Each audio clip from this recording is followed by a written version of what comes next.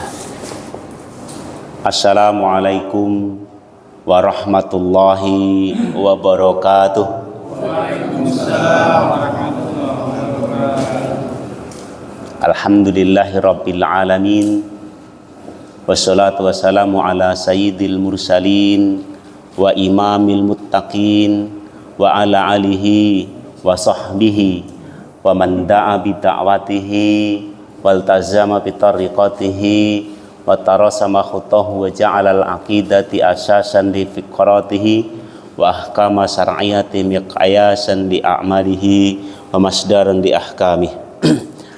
Asyhadu an la ilaha illallah wahdahu la syarikalah wa asyhadu anna sayyidana wa nabiyyana Muhammadan abduhu wa rasuluh la nabiyya wa la rasula ba'dah. Allahumma sholli ala sayyidina Muhammadin sholatan kamilatan wa salim salaman taman alaihi wa ala alihi wa sahbihi wa sallimu tasliman katsira. Amma ba'd, faya ibadallah, usikum wa nafsi bittaqwallah wa ati'uhu faqad fazal muttaqun. Qala Allah ta'ala fil kitabihil karim wa huwa asdaqul qailin. A'udzu billahi minasyaitonir rajim. Ya ayyuhalladzina amanu taqullaha haqqa tuqatih wa la tamutunna illa wa antum muslimun. Wa qala Allah ta'ala fil ayatil ukhra wa'bud rabbaka hatta ya'tiyakal yakin. Wa qala Rasulullah sallallahu alaihi wa alihi wasallam, taraktu fikum amrain lan tazilu ma tamassaktum bihima kitaballah wa sunnatin nabi. Shadaqallahul adzim wa shadaqa rasuluhul habibul karim wa nahnu ala dzalika minasyahidin wa syakirin walhamdulillahi rabbil alamin. Alhamdulillah, puji syukur marilah senantiasa kita panjatkan kehadirat Allah Subhanahu wa taala yang masih melimpahkan begitu besar nikmat taufik dan hidayahnya kepada kita semua. Nikmat iman, nikmat Islam, nikmat sehat wal afiat, dan juga nikmat-nikmat yang masih banyak sekali yang telah Allah karuniakan kepada kita semua. Sehingga dengan nikmat-nikmatnya kita masih bisa menjalankan aktivitas-aktivitas kita. Kita masih bisa menjalankan kewajiban-kewajiban kita terkait dengan kewajiban kita kepada Allah Subhanahu wa taala. Alhamdulillah, pada kesempatan malam hari ini kita bisa hadir bersama di Mushola Bina Ihsani ini dalam rangka menjalankan sholat maghrib berjamaah. Alhamdulillah, dan insya Allah kita lanjutkan kajian rutin kita yang telah kita jalankan beberapa waktu yang lalu, yang alhamdulillah setelah bulan Ramadan ini perdana Pak Haji ya, perdana. Alhamdulillah, insya Allah bisa kita mulai kembali kajian rutin kita, yaitu setiap Ahad malam atau setiap malam Senin insya Allah. Mudah-mudahan dari setiap aktivitas kita selama ini dan juga aktivitas-aktivitas kita yang akan datang senantiasa dihitung oleh Allah sebagai amal ibadah kepadanya. Karena sebagaimana tujuan Allah menciptakan kita sebagai manusia, tidak lain dan tidak bukan kecuali agar beribadah kepadanya. Maka tentunya kita berharap setiap aktivitas kita dihitung oleh Allah sebagai amal ibadah kepadanya, dan setiap ibadah kita diterima dan mendapatkan ridho dari Allah Subhanahu wa ta'ala.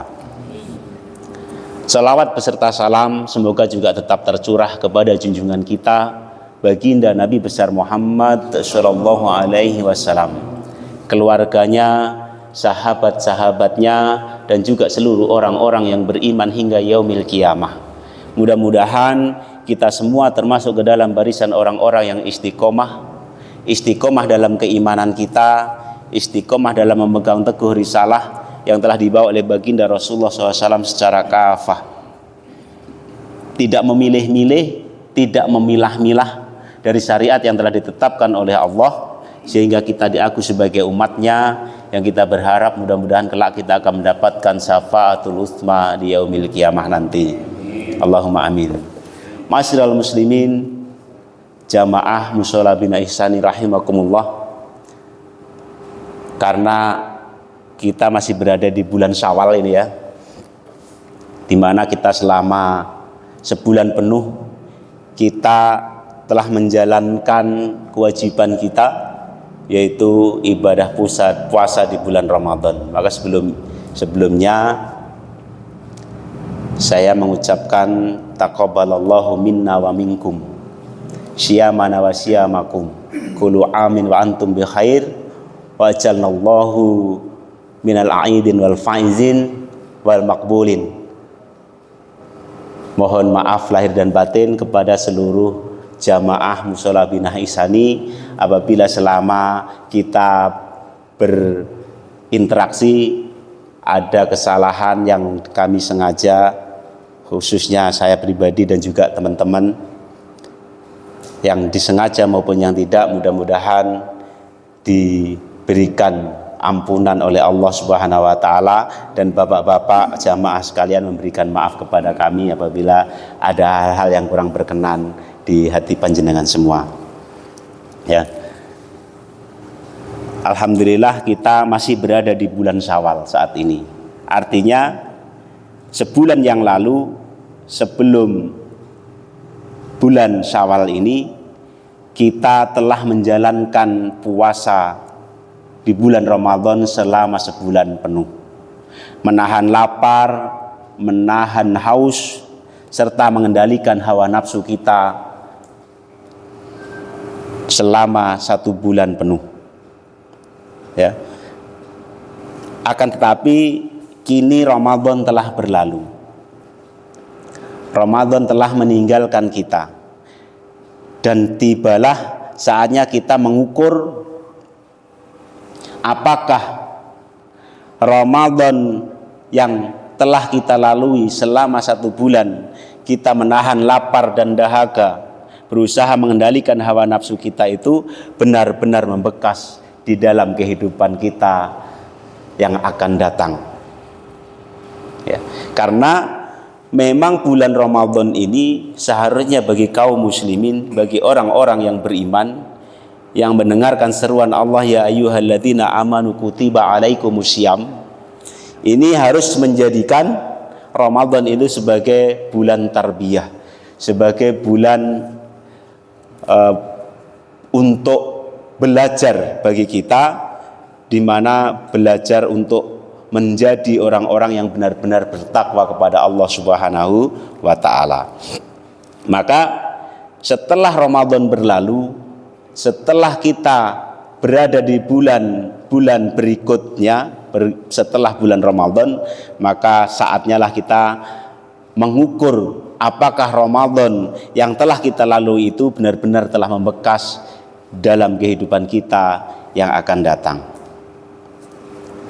Terkait dengan hal ini, para ulama mengatakan bahwa tanda kesuksesan seseorang dalam menjalankan Ramadan, menjalankan ketaatan, berusaha untuk bertakwa kepada Allah di bulan Ramadan, itu adalah keberlanjutan amal soleh setelah bulan Ramadan berlalu. Ya. Ini para ulama mengatakan demikian. Imam Ibnu Rajab Al-Hambali rahimahullahu ta'ala, beliau menyatakan, fa inallaha idza taqabbala amala abdi waffaqahu li amalin solihin ba'dahu.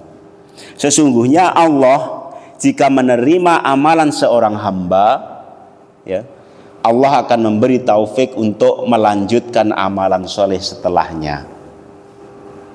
Ini pernyataan dari Imam Ibnu Rajab Al-Hambali rahimahullah ta'ala. Maka jika setelah Ramadan kita tetap menjaga amalan-amalan soleh kita selama bulan Ramadan, menjaga ghirah kita, semangat kita dalam taqarrub ilallah, dalam mendekatkan diri kepada Allah sebagaimana pada saat bulan Ramadan, salat berjamaah kita tetap kita jaga, kita di bulan Ramadan menjadikan Ramadan itu adalah sebagai sahrul Quran, bulan di mana kita banyak membaca Al-Quran. Kita berlomba-lomba di masjid, di musola yang biasa tidak ada memperdengarkan tadarus Al-Quran selama sebulan penuh berperdengarkan tadarus. Para jamaahnya semangat untuk membaca Al-Quran. Kita juga di rumah masing-masing kita senantiasa melakukan tilawatil Quran, membaca Al-Quran. Dan maka setelah Ramadan tentu kita juga harus menjaga hal tersebut, ya. Terus membaca Al-Quran, terus bersedekah sebagaimana semangat kita bersedekah di bulan Ramadan, dan menjaga lisan kita serta hati kita, ya. Menjaga lisan kita untuk senantiasa berkata yang baik-baik, berkata yang bermanfaat, tidak sia-sia, berkata yang tidak menyakiti hati orang lain, dan seterusnya. Serta ketaatan-ketaatan yang lain dalam rangka menjalankan perintah-perintah Allah dan juga menjauhi larangan-larangan Allah Subhanahu wa taala. Maka apabila hal itu masih tetap terjaga di dalam diri kita, maka insya Allah itulah tanda bahwa Ramadan kita berhasil, insya Allah, ya.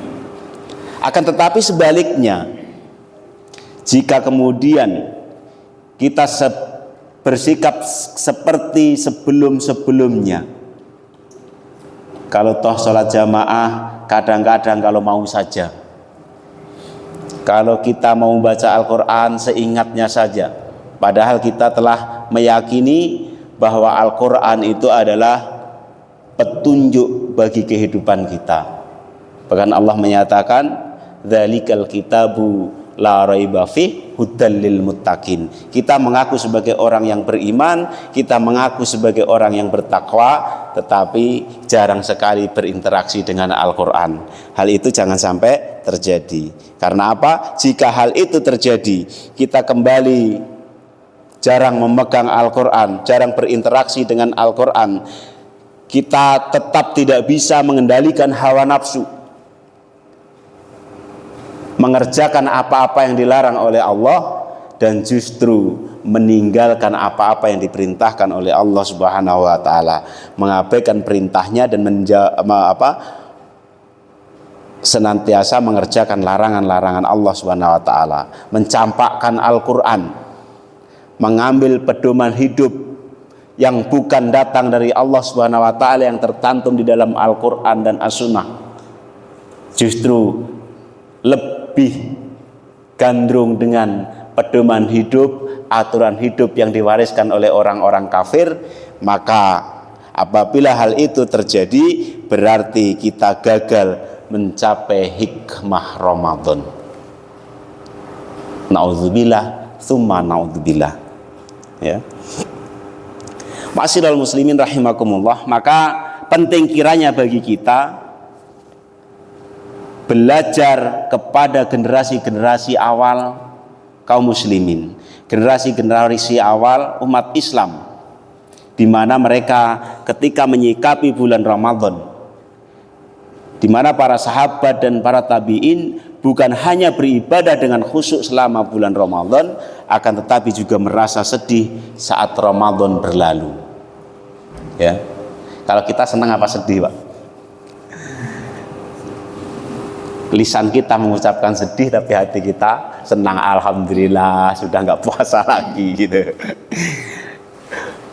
Itu barangkali ada orang yang seperti itu, tapi mudah-mudahan kita tidak, ya. Kita sebagaimana sikap orang-orang terdahulu, para generasi awal kaum muslimin, di mana ketika Ramadan itu meninggalkan, maka hati akan menjadi sedih saat Ramadan telah berlalu. Diriwayatkan oleh Al-Hafiz Ibnu Rajab rahimahullahu taala, beliau mengutip ucapan seorang tabi'in, Mu'alla bin Al-Fadl rahimahullahu taala, kanu yad'unallaha ta'ala sittata ashhurin ayuballighuhum Ramadan wa yad'unahu sittata ashurin ayyataqabbala minhum. Dulu mereka para sahabat yang dimaksud, selama 6 bulan sebelum datang Ramadan, mereka berdoa kepada Allah agar Allah mempertemukan mereka dengan bulan Ramadan yang akan datang. Jadi 6 bulan sebelum Ramadan tiba, itu para sahabat dan para tabi'in itu senantiasa berdoa kepada Allah mengharap supaya dipertemukan dengan bulan Ramadan. Karena mereka sangat mengetahui bagaimana keistimewaan bulan Ramadan. Allah mengobrol berbagai pahala, kemudian menutup pintu-pintu neraka, kemudian Allah juga memberikan ampunan-ampunannya yang begitu luar biasa. Maka orang-orang yang beriman, orang-orang yang bertakwa, tentu hal itu sangat-sangat menggiurkan. Maka hal itu tentu kemudian dinanti-nanti, karena penantian mereka akan datangnya bulan yang sangat istimewa itu, sampai-sampai 6 bulan sebelum datangnya bulan Ramadan itu mereka senantiasa berdoa kepada Allah agar dipertemukan kembali dengan bulan Ramadan. Kalau 2 bulan sebelumnya itu sebagaimana doa yang telah diajarkan oleh Kanjeng Nabi, doanya gimana? Ya, Allahumma barik lana fi Rajab wa Syaban wa balighna Ramadan. Ya, kita berdoa agar Allah memberikan keberkahan di bulan Rajab dan juga bulan Syaban, dan kemudian agar disampaikan kepada bulan Ramadan. Ini para generasi awal dulu itu 6 bulan sebelumnya itu mereka senantiasa berdoa kepada Allah agar dipertemukan dengan bulan Ramadan. Kemudian selama 6 bulan sesudah Ramadan mereka berdoa agar Allah menerima amal mereka selama bulan Ramadan. Maka sebagaimana yang doa yang kita senantiasa panjatkan ketika ketemu saudara, ketemu sahabat kita, ketika bulan Syawal tiba, ya, yang doanya yang senantiasa kita ucapkan, taqabbalallahu minna wa minkum, itu syamana wa syamakum, mudah-mudahan Allah senantiasa menerima apa yang kita kerjakan, yang aku kerjakan dan antum kerjakan, dan seterusnya. Kemudian mudah-mudahan kita dikembalikan ke fitrah dan dijadikan menjadi orang-orang yang mendapatkan kemenangan. Kemenangan maksudnya adalah kemenangan telah memenangkan berbagai tarbiyah yang disampaikan, yang telah ditaklifkan oleh Allah SWT selama bulan Ramadan, bisa kita amalkan, baik amalan-amalan yang wajib, amalan-amalan yang sunnah, juga seluruhnya bisa kita kerjakan. Maka mudah-mudahan kita kembali menjadi orang-orang yang mendapatkan kemenangan, begitu. Jadi 6 bulan berharap agar bertemu bulan Ramadan, 6 bulan setelah Ramadan berharap agar apa yang telah dikerjakan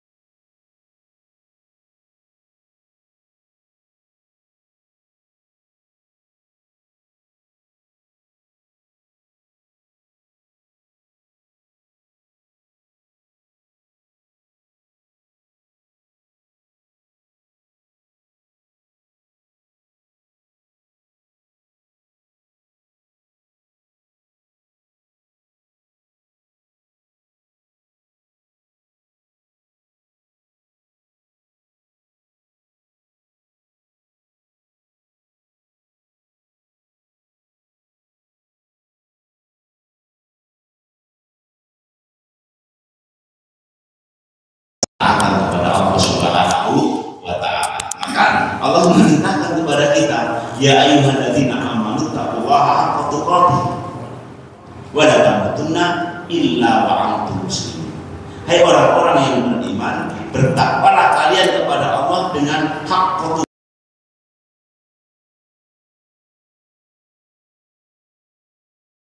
Bisa diucapkan di lisan, akan tetapi amal perbuatannya bertentangan dengan apa yang diucapkan oleh lisan.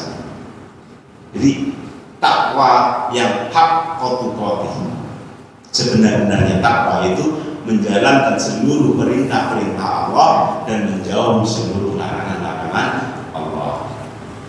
Nah, untuk mewujudkan takwa itu maka ada beberapa kriteria yang bisa diwujudkan oleh kita sebagai orang yang mengaku bertakwa. Maka para sahabat, wabil khusus Imam Ali radhiyallahu anhu, beliau menyatakan bahwa mahwa taqwa, at-taqwa wa al-khawfu minal jalil wa a'malu bitanzil wal istidadu li yaumir rahim. Apa itu takwa? Takwa adalah al-khawfu minal jalil, takut kepada Allah. Allah itu senantiasa beramal dengan apa yang diturunkan oleh Allah Subhanahu wa taala. Apa yang diturunkan oleh Allah yaitu syariat atau risalah yang dibawa oleh Kanjeng Nabi Muhammad SAW. Syariat ini tercantum atau terangkum di dalam Al-Quran dan As-Sunnah. Al-Quran dan As-Sunnah itu memuat terkait dengan syariat Allah Subhanahu wa taala. Maka karakter orang yang takut kepada Allah itu senantiasa beramal dengan apa yang diturunkan oleh Allah. Artinya dia senantiasa dirinya itu terikat dengan syariat yang telah diturunkan oleh Allah, yaitu syariat Islam atau hukum syara. Nah, dengan itu, dengan amal-amal yang senantiasa dia kerjakan, yaitu mengacu atau beramal dengan apa yang diturunkan oleh Allah itu dalam rangka untuk istiqdad yaumir rahim, yaitu menyiapkan diri dalam menghadapi datangnya hari akhir. Nah, kenapa? Karena orang yang bertakwa tahu bahwa hidup di dunia ini adalah ladang untuk beramal, karena setelah kita kembali kepada Allah SWT, setelah melalui kematian, kita akan mempertanggungjawabkan seluruh amal perbuatan kita selama kita hidup di dunia. Maka bagi orang yang mendapatkan bulan Ramadan kemudian takwa itu tidak bisa diraih, maka sungguh rugi. Maka para sahabat dan orang-orang terdahulu kita itu mereka memahami bahwa Ramadan bukan hanya momen sesaat, melainkan madrasah keimanan yang membentuk karakter seorang muslim selama hidupnya. Imam Hasan Al-Basri rahimahullah ta'ala berkata, sesungguhnya Allah tidak menjadikan akhir amal seorang mukmin selain kematian. Jadi sebelum ajal menjemput kita, itu orang mukmin itu senantiasa beramal dalam rangka mentaati apa-apa yang diperintahkan oleh Allah dan menjauhi apa-apa yang dilarang oleh Allah Subhanahu wa taala. Artinya tidak ada batasan dalam beramal soleh hanya pada saat bulan Ramadan saja. Maka dari itu para sahabat dan juga para pendahulu kita, orang-orang yang beriman, orang-orang yang bertakwa itu 6 bulan sebelum Ramadan mereka sudah berharap dan beramal dengan amalan-amalan Ramadan, dan setelah bulan Ramadan selama 6 bulan mereka senantiasa berdoa berharap kepada Allah agar amalan-amalan selama bulan Ramadan diterima oleh Allah Subhanahu wa taala. Sehingga apa? Mewujudkan itu semua dengan melaksanakan atau menginvestasikan, memanifestasikan apa yang dikerjakan di bulan Ramadan itu diistiqomahkan setelah bulan Ramadan. Ketika bulan Ramadan rajin berjamaah, maka setelah bulan Ramadan pun sama. Tidak membatasi amal soleh itu hanya di bulan Ramadan saja. Ketika bulan Ramadan rajin bersedekah, di luar bulan Ramadan pun juga sama. Oleh karena itu, sebagai penerima amanah Allah di posisi kita masing-masing, kita harus mempertahankan spirit, mempertahankan khirah, mempertahankan semangat Ramadan itu dalam bulan-bulan setelah bulan Ramadan, yaitu selama 11 bulan. Karena bulan selanjutnya setelah 11 bulan itu masuk bulan Ramadan lagi, spirit, roh, semangat itu akan tumbuh kembali sehingga bertambah lagi. Maka esensinya orang yang bertakwa, orang yang beriman itu keimanan dan ketakwaan akan senantiasa bertambah, karena selama setahun dia dimulai dengan bulan Ramadan sebelumnya dan kemudian masuk Ramadan yang akan datang, itu semangat spirit ketakwaannya kepada Allah akan bertambah kembali. Jadi orang yang beriman itu ketakwaannya senantiasa bertambah terus. Nah, ketika kita mengalami futur atau lemah dalam keimanan atau semangat kita, maka agar kita senantiasa mendapatkan semangat kembali dalam beribadah kepada Allah dan taatan kita kepada Allah, jangan sampai kita meninggalkan teman-teman kita atau saudara-saudara kita, orang-orang yang soleh. Maka sebagaimana pujian orang Jawa dulu, itu tombo hati itu 5 warna gitu. Salah satunya adalah berkumpul dengan orang-orang soleh. Kenapa? Ketika kita berkumpul dengan orang-orang soleh, apabila kita akan melakukan sebuah kesalahan atau keimanan kita sedang loyo, maka akan ada yang menyemangati lagi, ada yang mengingatkan ketika kita salah. Terkait dengan hal ini, Allah SWT juga memerintahkan kepada kita agar kita senantiasa berada di dalam jamaah untuk melakukan amar ma'ruf nahi munkar. Sebagaimana Allah SWT berfirman dalam surat Al-Imran ayat 104, "Bal takum minkum ummatun yad'una ilal khair wa ya'muruna bil ma'ruf wa yanhauna 'anil munkar wa ulaika humul muflihun." Jadi agar kita senantiasa menjadi orang-orang yang beruntung, Allah memerintahkan kepada kita, adakanlah dari kalian orang kaum muslimin itu segolongan umat, ada segolongan jamaah yang menyeru kepada al-khair, menyeru kepada Islam. Jadi para mufassir menafsirkan yang dimaksud al-khair di dalam ayat ini adalah Islam. Jadi menyeru kepada Islam. Nah, orang yang memiliki sifat seperti itu senantiasa dia melakukan amar ma'ruf nahi munkar. Dan orang yang seperti itu, orang yang bergabung dengan sebuah jamaah, menyeru kepada Islam, mengerjakan yang ma'ruf, senantiasa mengajak kepada yang ma'ruf dan mencegah hal-hal yang munkar, mereka itulah orang-orang yang beruntung. Gitu. Maka dari itu, sebagaimana saya sebutkan tadi, sebagai penerima amanah dari Allah SWT, sesuai porsi kita masing-masing, kita harus mempertahankan ghirah, mempertahankan semangat Ramadan itu selama sepanjang tahun sampai datang Ramadan yang akan datang, di mana yang menjadi pekerja tentu harus menjadi pekerja yang amanah, yang menjadi pegawai atau birokrat negara, melaksanakan tugas dengan jujur, jangan ambil hak-hak rakyat, jangan ambil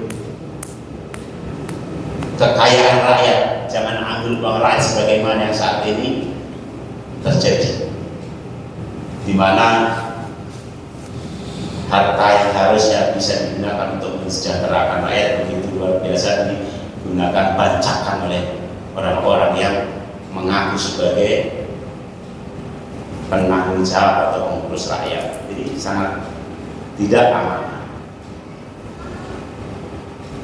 Dan juga yang jadi penguasa, mereka juga semestinya menerapkan aturan yang datang dari Allah Subhanahu wa taala.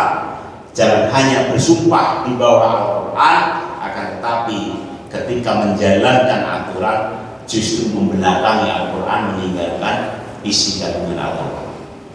Ketika dilatih, dijawab, disumpah dengan Al-Quran, tetapi begitu pelantikan selesai, apa yang dikerjakan bertentangan, bertolak belakang dengan Al-Quran.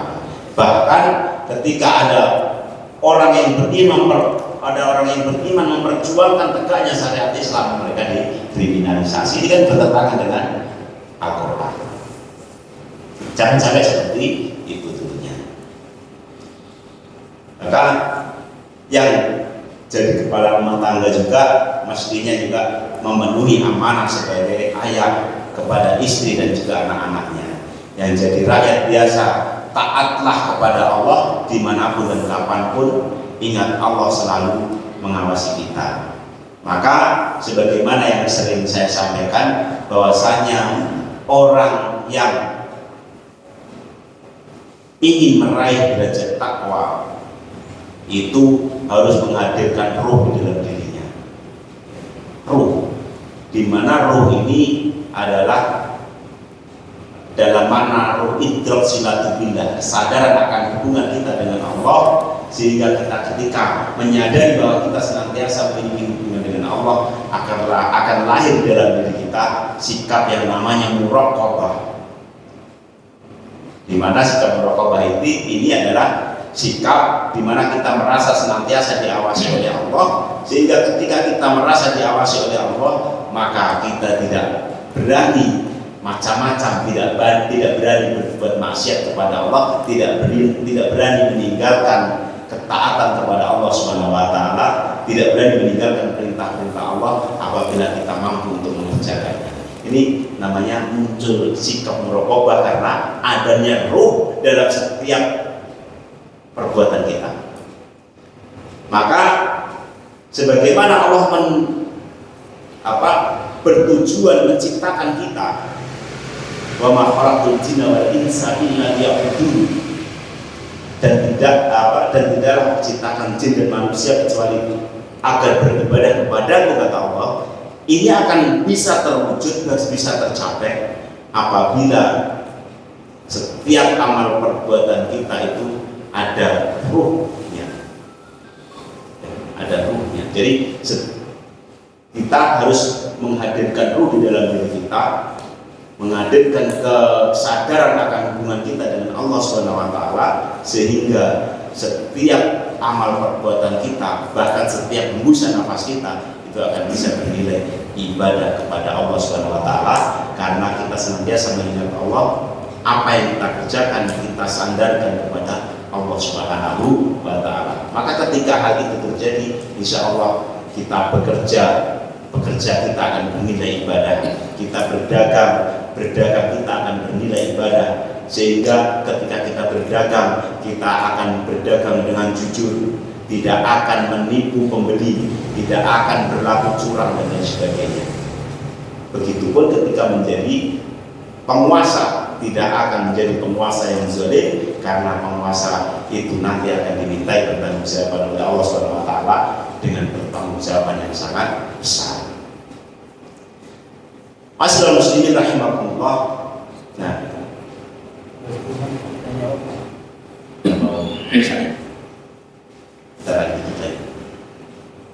keberhasilan Ramadan tidak terletak pada bagaimana kita beribadah pada saat bulan Ramadan itu saja. Pada saat bulan Ramadan kita semangat beribadah sampai semalaman kita barangkali qiyamul lail terus. Akan tetapi setelah bulan Ramadan, perempuan tidak pernah bangun malam untuk beribadah, tidak pernah lagi menjalankan puasa-puasa sunnah. Nah, ini bulan Syawal itu, setelah bulan Ramadan itu kita ada syariat untuk mengerjakan puasa Syawal selama 6 hari. Nah, ini masih ada waktu bagi yang belum dijalankan. Ya, masih ada waktu, insya Allah. Sekarang tanggal 20 ya, ada sekitar 8 atau 9 hari lagi. Jadi kalau besok mulai puasa berturut-turut selama 6 hari, insya Allah masih kerja ya, belum laksanakan ya. Insya Allah, mudah-mudahan kita semua bisa menjalankan. Ini bagian dari spirit atau hero bulan Ramadan, sebagaimana hal itu menjadi indikator, menjadi indikasi bahwa apa yang kita kerjakan di bulan Ramadan kemarin, semangat Ramadan kita kemarin berhasil. Nah, maka dari itu ketika kita ditemukan dengan bulan Ramadan yang akan datang tahun berikutnya, kita telah menjadi pribadi-pribadi yang lebih baik, pribadi-pribadi yang sebagaimana dikehendaki Allah, maka lakum tattaqun. Maka semoga Allah SWT menerima amal ibadah kita dan memberikan kita keistiqomahan dalam ketaatan kepada Allah Subhanahu wa Ta'ala. Barangkali itu yang bisa kami sampaikan pada kesempatan malam hari ini. Masih ada waktu beberapa menit lagi, silakan apabila ada pertanyaan atau ada hal-hal yang ingin disampaikan.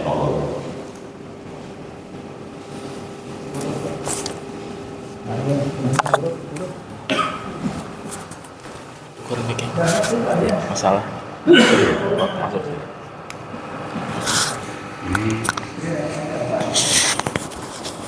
Ya Pak Ustaz. Monggo silakan. Tapi di luar tema ya, nggak apa-apa ya. Boleh. Assalamualaikum warahmatullahi wabarakatuh. Waalaikumsalam warahmatullahi wabarakatuh. Ini Pak Ustaz, kalau masalah zakat itu kan bayarnya sebelum datangnya sholat ya. Ya. Sama membaginya kan sebelum datang sholat. Kalau ini ya. Ya. Cuman kalau membaginya sebelum datang sholat, tapi yang orang yang dibagi itu nggak ada apa nggak ada itu bagaimana? Tapi saat itu udah besoknya apa gimana? Soalnya rumahnya kan jauh. Ya. Semacam tukang sampah kan udah libur tuh ya kalau pas lebaran ya. Ya. Kita ngasihnya besoknya gitu. Boleh nggak gitu tak? Itu aja tak? Setelah salat Id gitu. Iya. Baik. Ngasihnya gitu. Baik. Untuk zakat fitrah khususnya ya. Zakat fitrah khususnya ini memang ada aturan khusus untuk menyampaikan kepada mustahik. Jadi untuk zakat fitrah itu memang yang paling afdol itu beberapa saat sebelum sholat Id, ya, sebelum sholat Id. Akan tetapi barangkali panitia zakat itu khawatir kerepotan, maka biasanya diberikan sehari sebelum sholat Id. Nah, permasalahannya yang ditanyakan adalah ketika zakat itu diberikan setelah sholat Id bagaimana? Karena faktor tidak adanya orang yang ingin diberikan. Nah, ini karena saat ini itu sudah teknologi informasi sudah sangat mudah ya. Sebagaimana ada handphone untuk menghubungi orang yang berkaitan, orang yang akan kita berikan misalnya. Nah, kalau bisa diakotkan sebelum sholat Id, ini ada jatah zakat buat Anda. Misalnya kita telepon atau kita WA sebelum sholat Id sudah kita sampaikan, maka insya Allah hal itu tidak akan mengurangi keabsahan pembagian zakat.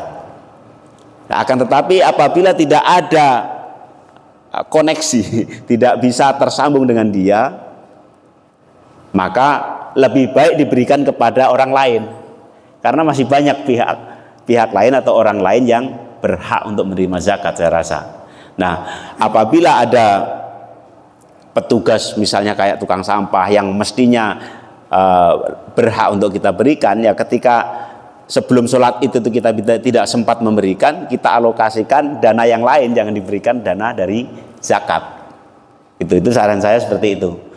Insya Allah barangkali misalnya ada musola atau masjid ada kas, ya diambilkan dari kas saja untuk diberikan kepada pihak yang kira-kira merasa kita lebih berhak untuk mendapatkannya gitu. Akan tapi karena faktor waktu mau sholat Id itu kemudian tidak sempat untuk bisa menyampaikan kepadanya dan tidak ada alat untuk bisa komunikasi dengan dia, maka lebih baik zakat itu dibagikan kepada orang lain. Kenapa? Karena kita panitia zakat akan bertanggung jawab kepada Allah Subhanahu wa Ta'ala. Ya, bertanggung jawab kepada Allah Subhanahu wa Ta'ala. Kalau zakat yang dibayarkan oleh orang yang menitip kepada panitia zakat kemudian disampaikan kepada mustahik setelah sholat Id, padahal memberikan zakat setelah sholat Id itu bisa dikatakan bukan zakat atau disebut sebagai sedekah biasa. Maka zakatnya orang yang menitip zakat tadi bisa jadi tidak sah. Nah, maka untuk kehati-hatian kita agar kalau menurut mazhab Syafi'i memang nggak sah kalau zakat setelah sholat Id dibagikan itu. Maka untuk kehati-hatian kita lebih baik diberikan kepada pihak lain, dan bagi orang yang tidak bisa kita hubungi selama sebelum sholat Id tadi, kita alokasikan dana dari yang lain begitu barangkali. Walaupun memang ada, jadi ada ikhtilaf juga sebenarnya. Jadi ada yang membolehkan atau menganggap hanya sekedar makruh saja ketika memberikan zakat itu setelah sholat id. Akan tetapi kebanyakan para alim ulama saat ini, jumhur ulama tidak mengadopsi hal itu. Maka kehati-hatian kita sebagai para muqallid yang kita tidak bisa berijtihad ya, karena faktor faktor syarat-syarat ijtihad itu kan harus seorang mujtahid yang menguasai ulumul Quran, ulumul hadis, bahasa Arab dan lain sebagainya. Kita hanya sebagai seorang muqallid, bahkan muqallid pun bisa jadi muqallid am, bukan muqallid mutabi. Jadi dari kehati-hatian kita mengikuti jumhur ulama saja. Yaitu apa? Menyampaikan zakat pada saat sebelum sholat id dikerjakan. Barangkali seperti itu Pak ya. Barangkali ada yang lain yang mau menanggapi, monggo silakan. Assalamualaikum warahmatullahi wabarakatuh. Waalaikumsalam warahmatullahi wabarakatuh. Ini termasuk saya yang diamanatkan dari sebagai panitia atau apa namanya, amil ya Bapak panitia. Amil zakat. Jadi selama ini saya menerima, tapi sudah bertahun-tahun gitu. Jadi prinsipnya begini, saya terima zakat dari Rasul Solihin 3 kantong. Tapi nggak langsung ke orangnya, tapi saya udah memberitahu bahwa ini ada zakat dari ini sekian. Jadi kita ngasihnya ke Bogor ya. Jadi nanti pelaksanaan mengasihnya setelah kita silaturahim di sana. Tapi sebelum sholat id sudah diakotkan. Sudah disampaikan. Jadi setiap tahunnya memang gitu. Ya. Menurut pemahaman kami hal seperti itu masih diperbolehkan. Ya, jadi sebelum sholat id kita akotkan dulu. Jadi karena zakat itu ada ijab dan qabul. Ada ijab dan qabul. Ada. Jadi kita udah dari Pak Ustadz biasa juga. Ya, tapi sebelum sholat id harus diijabkan dulu kepada yang berhak menerima. Ada zakat mohon diterima, gitu misalkan. Nah, kemudian pihak yang menerima saya terima zakatnya, mudah-mudahan Allah sebagaimana doa kita menerima zakat lah gitu. Azarakallahu fi ma'ataita wa barakta ma afaita dan seterusnya. Sebelumnya memang udah ada zakat sekian. Ya. Jadi kalau sudah diakotkan itu insya Allah bisa gugur. Akan tetapi kalau belum, nggak bisa dihubungi, kemudian nggak bisa diakotkan sebelum sholat id, itu sebagaimana saya katakan tadi lebih baik dialihkan kepada mustahik yang lain, dan bagi orang yang menurut kita pantas untuk kita berikan, maka kita alokasikan dana yang lain yang bukan zakat fitrah. Begitu. Kemarin ya, itu ada 11 kantong kresek tuh untuk pondok pesantren yang di Bogor itu. Ada 11 kantong kresek ya, dan 9 amplop. Jadi tahu kami kan penting. Jadi untuk data mustahik yang ada di tempat yang jauh yang biasa kita kasih gitu ya. Oke. Setiap tahunnya begitu. Jadi tantangannya untuk berapa kantong dan berapa amplop. Ya. Gitu. Jadi yang paling penting adalah sebelum sholat id harus diakotkan itu. Jadi ada ijab dari ijab qabulnya. Kita ijabkan, kemudian dia menjawab dengan qabulnya gitu. Karena apa? Itu zakat fitrah itu ada atau termasuk ada ibadah yang menggunakan ijab qabul. Jadi ijab qabul itu bukan hanya nikah saja. Ini maaf, kalau untuk yang tugas kelurahan gimana sih? Karena kan malam takbiran, malam kelurahan baru diambil itu. Gak mungkin disalurkan sebelum itu. Iya. Tugas kelurahan apa dikumpulin di kelurahan, mau dibagi-bagikan. Ya, karena demi kelurahan itu kan mintanya itu mau takbir, itu mau takbir. Iya. Iya, kita jangan mau takbir. Ngambilnya kapan, baginya kapan, enggak? Nah, itu bingung kita. Nah, kapan baginya dia? Pengalaman saya kan juga bagian dari panitia zakat ya di tempat mushola saya. Itu kalau kalau sayang ya yang saya alami atau yang kita lakukan pada saat seperti itu ya, ada pihak kelurahan yang biasanya minta jatah gitu kan untuk disalurkan kepada mustahik. Maka kalau musola yang tempat saya tinggal itu tidak diambilkan dari zakat.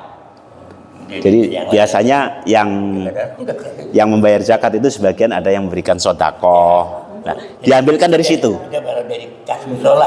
Bisa jadi dari kas musola juga boleh. Monggo silahkan. Cuman dia kan minta ini Pak, ada kwitansinya itu. Ya. Ijab kabulnya dulu ya Pak Ustadz. Ya. Ijab kabulnya dulu ya. Iya. Pokoknya orang yang daerah, ya kan, daerah di Iya. karena biasa kita kirim kan gitu. Iya. Terus kita kirimnya kan akan atau 2-3 hari. Iya. Zakat fitrahnya itu. Heeh. Tapi kalau sudah kita hubungi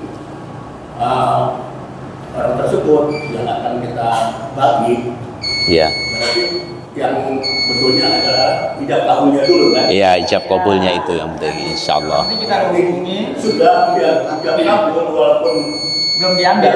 belum diambil itu nggak masalah. Iya, itu insyaallah absah. Nah, akan tetapi yang menurut pemahaman kami yang lebih afdol ya, yang lebih afdol itu zakat fitrah itu kita bagikan di lingkungan di mana tempat kita tinggal. Kalau ada pihak yang di tempat yang jauh, barangkali ada kerabat kita atau orang yang kita kenal, kemudian menurut kita sangat layak untuk mendapatkan atau menjadi mustahik, maka hal itu tidak menghalangi kita untuk memberikan zakat kepadanya. Dengan kalau ada gangguan teknis seperti tadi karena jarak dan lain sebagainya, maka karena sekarang sudah ada alat komunikasi yang bisa mempercepat ijab dan kabul itu, maka kita bisa menelpon atau WA yang dimana ijab kabul itu bisa terlaksana sebelum pelaksanaan sholat Idul Fitri begitu. Barangkali itu yang bisa kami sampaikan pada kesempatan malam hari ini. Apabila ada kebenaran semata-mata datangnya dari Allah Subhanahu wa taala, apabila ada kesalahan semata-mata karena kebodohan saya, karena minimnya ilmu yang saya miliki, atau bisa jadi hal itu datang dari hawa nafsu saya, maka saya mohon ampun kepada Allah dan mohon maaf kepada jamaah sekalian.